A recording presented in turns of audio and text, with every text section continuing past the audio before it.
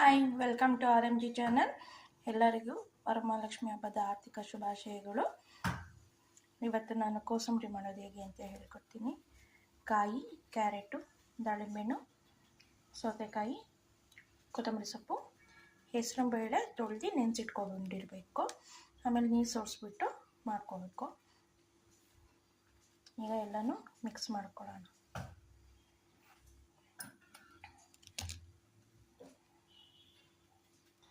ಈಗ ಎಲ್ಲನೂ ಹಾಕ್ಕೊಂಡಿದ್ದೀನಿ. ಈಗ ಮಿಕ್ಸ್ ಮಾಡ್ಕೊಳ್ಳೋಣ.